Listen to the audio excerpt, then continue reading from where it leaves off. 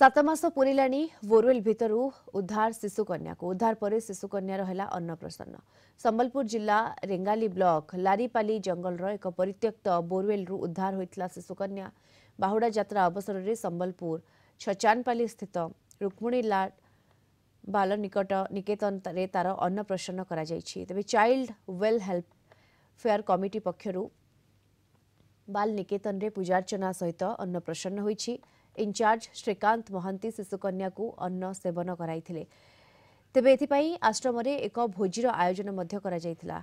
रखे हरित मारे किए सूचना योग्य जे गत 2023 मसीहा डिसेम्बर 12 तारिख दिन शिशुकन्याटी को एक परित्यक्त बोरवेल भितर उद्धार करा जायथिला। दीर्घ घंटार परिश्रम पर उद्धार होइथिला शिशुकन्या। पर ताकू बुर्ला भीमसार मेडिकल रे भर्ती करा जायथिला।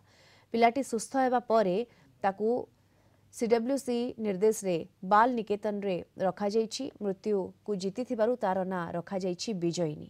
छुआटी उमर उद्धार होता बोरवेल रु आमर लारीपाली रेंगाली रु बर्तमान से सुस्थ अच्छी आमर आडप्शन एजेंसी रुक्मिणी लाड बाल निकेतन बर्तमान से छुआटी माने थैथान करा जायछि।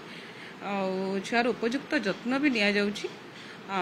तार बर्तमान आमर अन्नप्रसन्न भी सरी जाइछि। जेहेतु छुआ को 6 मास हेलानी आमर से ही ऑर्गेनाइजेशन कर्मकर्ता माने जेहेतु एटा आमर गोटे अच्छी पिला मानक 6 मास हो गले अन्नप्रसन्न करते सेटा भी आमर से छुआर भी अन्नप्रसन्न करा जाइछि। बर्तमान से छुआ बहुत भल भाव में अच्छी।